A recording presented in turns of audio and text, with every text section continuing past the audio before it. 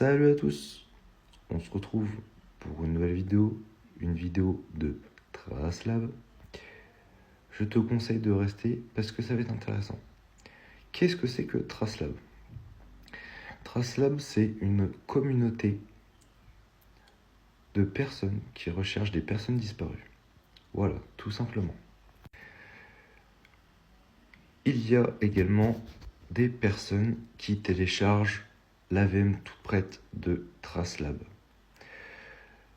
Mais alors, ce qu'on peut dire également aussi, c'est que ça fait partie de l'OSINT. C'est une sous-catégorie de l'OSINT.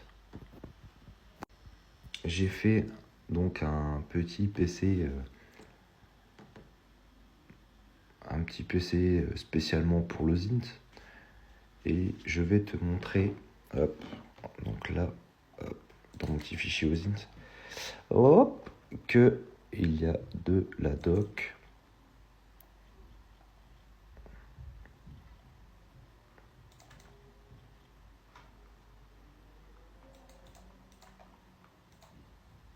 Comme tu peux le voir, donc ils ont fait des CTF spécialement pour l'OSINT,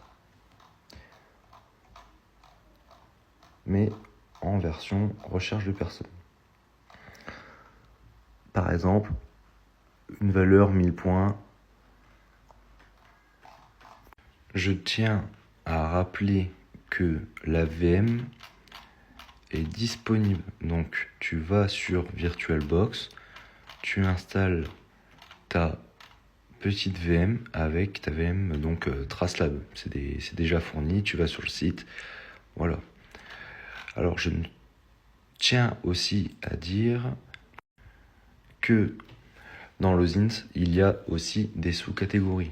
Alors je ne les connais pas par cœur, mais par exemple, il y a la recherche d'OSINT, par exemple, sur les avions, sur la localisation, etc. Je te laisse regarder.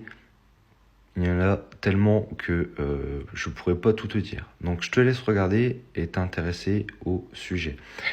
Et j'ai même regardé tout à l'heure parce que ça fait 3-4 ans que j'ai entendu parler de l'OSINT, même un peu plus. Je m'y étais pas vraiment intéressé. Et même les détectives, à savoir que même les détectives utilisent l'OSINT. Aussi, je peux penser aux reporters. Normalement, les reporters utilisent l'OSINT. Et même sûrement les États qui doivent utiliser l'OSINT. Alors, au niveau de l'OSINT, il faut bien distinguer donc la différence entre le stalking et l'OSINT, le vrai. Donc, il faut bien distinguer ça à ce niveau-là. C'est une petite nuance qui est importante.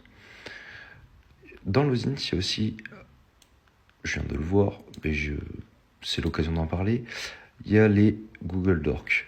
Donc, les Google Docs qui sont très pratiques donc en recherche d'informations, mais aussi en piratage informatique.